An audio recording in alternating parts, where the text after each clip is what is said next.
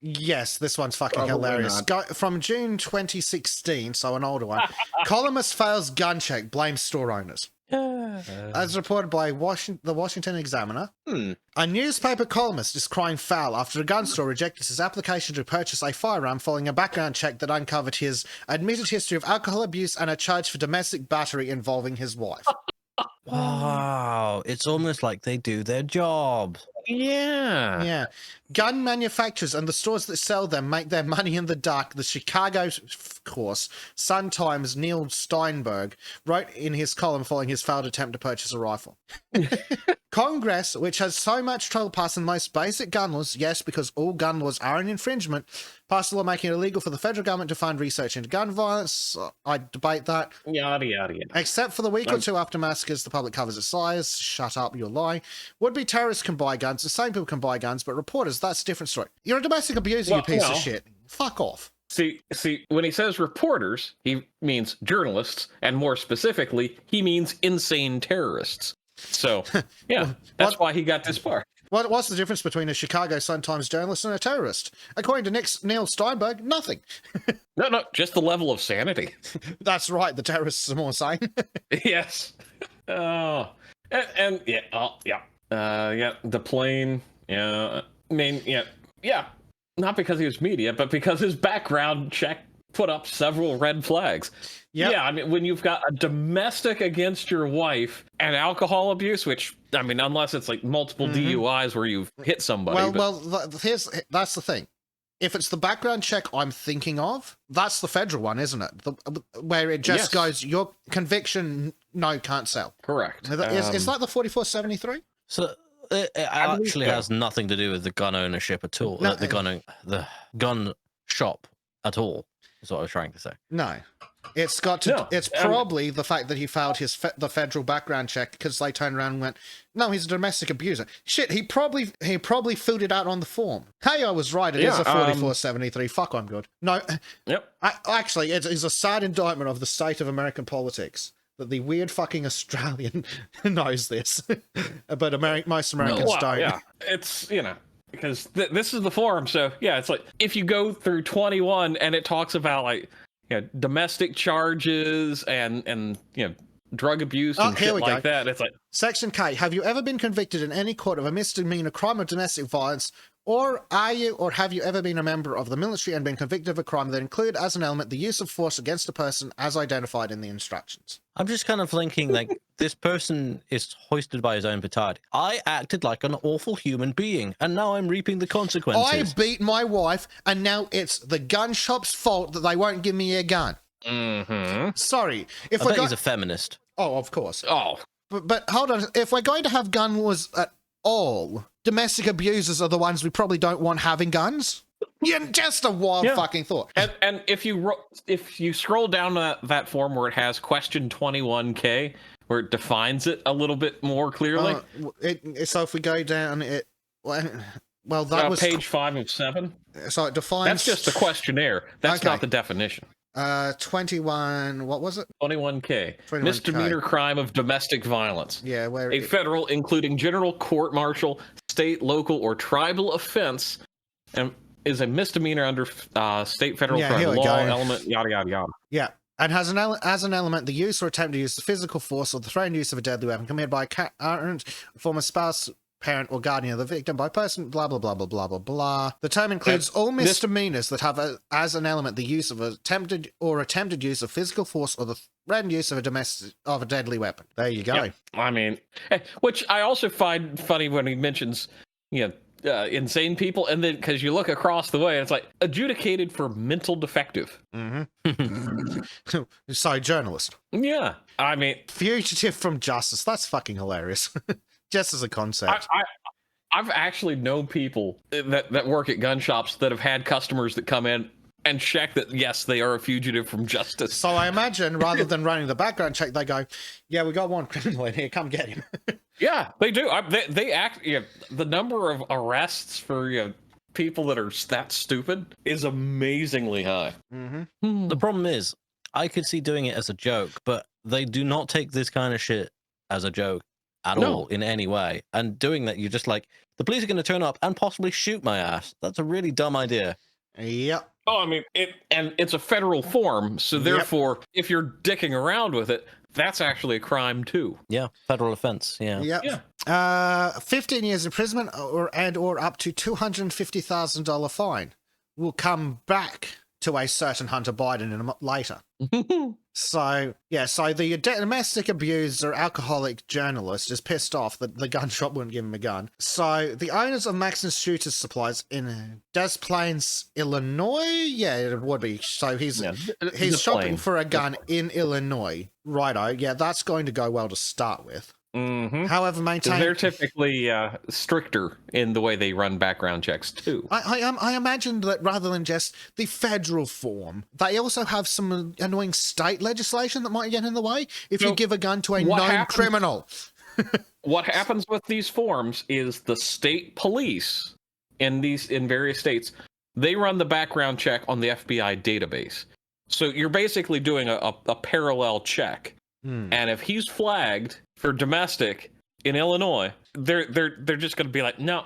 Oh yeah, there's no way Illinois law is going to allow someone who's been convicted of domestic violence to ever have a gun. Yeah, and even just the charge, he doesn't even have to be convicted. He has to be charged and under indictment in that state, and they will almost automatically kick you out every damn time. Funnily enough, I think that was a previous question. What if you are acquitted for the crime? Yeah, surely it'll I've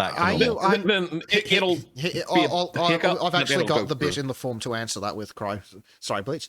Are you under indictment or information in any court for a felony or any other crime for which the judge could imprison you for more than 1 year? So that's just indictment or information. So is something pending? Yep. And then it asks if you've been convicted. So if you haven't been convicted and don't have anything pending, which means you've either never been fucked over or you've been acquitted, you're fine. Have you ever been committed to a newspaper? Are you now, or have you ever been a journalist? I mean, it should count. So, yeah, the owners of the stores maintain that the dickhead's application was rejected not because he's in media, but for the simple reason the background check raised several red flags. So Mr. Dirtbag was very aggressive on the phone, insisting he was going to write that we denied him because he's a journalist. Oh, so he's blackmailing them. Journalist is not a protected class, by the way. The store said an explanation made available to the Washington Examiner's media desk. Oh, they even went to his editor. Said that while we don't normally provide the reason for denial, in this case, to correct the record before you publish, here's why. We pasted a couple links, press accounts, yada yada yada. Of his past behavior and his omission of sane. Yep. Yeah. Sorry, it's a little hard for me to read. He's feeling free to describe why he was denied, but it's why he was denied. There will be no "we'll see you in court" type of language. We just set the record straight. Yeah. And, well, that's another thing.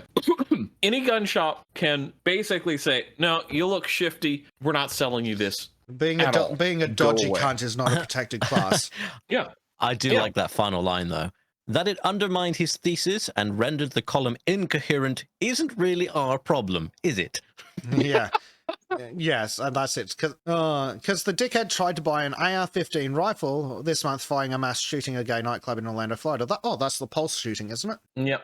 Which claimed the lives of 49 victims. He literally wasn't even buying it because he wanted it. He just wanted to have a hit piece. He wanted to be able to do a piece of, like the pieces we've seen many times before. Or just get into the store and 5 minutes later you can walk out with a gun. Oh, I live in Illinois and I'm not allowed to do that. I mean, and there's I don't think there's anywhere in the States you can do that unless you're in Texas and the NICS check comes back in 4.5 minutes. Yeah. Shit, filling out the form takes longer than 5 minutes. So I don't know what they expect. Well, I mean, if you've done it more than once, then yeah, you already know the information. Yeah, but if you're that kind of gun buyer, you bring it out, you fill it in online and print 100 copies.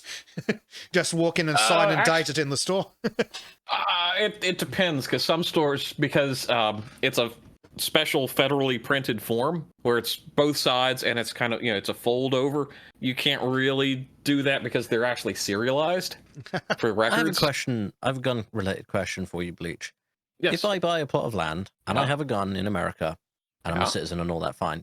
Am I allowed to shoot on my land provided I put the correct measures in? Like I could put a range on. I could just It depends on where you live. Depending on God damn it, it's always that's actually one that Yeah. gets you on the city level. Yeah. If you're out, if I move out into the county from where I currently live, yeah, I mean I could shoot from my back porch all day, anytime.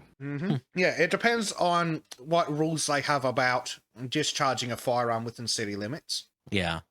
And like, if you're not, I wouldn't want to go live in the city. I'd gonna go live in the fucking countryside where the shit smells, you know? Yeah. And Yeah. here's the thing though, Crow. Depending on where you live, you don't need to do anything more than ensure that the projectiles don't leave your property, or specifically they don't travel over someone else's. Yep. So And if you build the right things, yeah. And the other thing is dig a hole in your backyard and dump some dirt on it. Yeah. Or, I mean, one of my good friends, and he does competition long range shooting. Like he's mile and a half club now, I think. But he has it set up. He goes on his back porch to sight in his rifles, and he's shooting down into the ground. So he doesn't have a specific backstop, but he's got boards and whatnot where it's not going to ricochet. But he's basically shooting down into the ground at a very steep angle. Yeah, so carrying on with this article, since the shooting in Orlando, several newsrooms have produced similar stories, bringing attention to the fact that many privately owned gun shops have efficient operations in place by which a customer with a clean record can purchase a firearm in a short amount of time. Yeah, why not? Steinberg, or Stinkbug decided on Maxim shooters as a suitable candidate for his experiment. He claimed he had hang-ups about financially contributing to an industry he despises, but decided anyway to make the trek to the gun store, which he referred to as the Valley of Death. So the useless sack of crap... Sorry, I'm just... Oh my god. I was not expecting Bobcat to immediately be like, yep, done. So You're making cloaca rings, right? So this useless retard says that he wrote that after introducing himself to the store's staff, he informed them he planned to buy the gun, shoot at their range, and give it to the police. Right, so they knew immediately that he was mentally deficient. Yeah. He was dissuaded of that idea after a salesman suggested he sell the firearm back to the store. Good job, Mike. Yeah, why would you give it to the fucking police? It's such a weird thing. So they could destroy it because he's a spastic. Yeah. I'm glad that they actually have rigorous enough processes to deal with these kind of people. That's it. Yeah. No journalists. I mean, if I ever came to America, I think that would be one of the biggest things I would struggle with. Again, I'd have to get citizenship first before I could even think of getting a firearm. And that is a rigorous process in itself, I assume. Permanent residency is also allowed. Yes. Permanent residency. Okay. I thought that was the same thing. No. It's such a long... definitely not. I don't know whether I'd have to give up my dual nationality as well, which would be interesting if I became a citizen. No, you could not to be a permanent resident, but you might run into issues if you go for citizenship and you've already got two. Yeah. Interesting. But yeah, that's a whole different process. But yeah, it's I mean, as long as you're basically allowed to be in the United States legally for any great deal of time, then yes, you can purchase a firearm. Yep. In fact, that 4473 actually gives a definition of who's allowed to do it. Because there's, what is it? It's like resident aliens and things. Yeah. What? So we could probably do a whole podcast on just this. we probably need to move on to something else, though. We'll just finish reading this idiot's story. He whines that 40% of gun transactions in the US have no background checks. Yes, because person to person don't require that, but it is still a federal crime to give a gun buy a gun on behalf of someone who's not allowed to have one. Correct. So blah blah blah blah blah. So I submitted his paperwork and then waited. Later, he got a call. They were cancelling the sale and refunding the money. No gun for you. I called back. Why? I don't have to tell you, she said. I knew that, but was curious. I wasn't rejected by the government? No. So what is it? I'm not Liberty, she said, he wrote. He told the woman he suspected his application was rejected because he's in the media.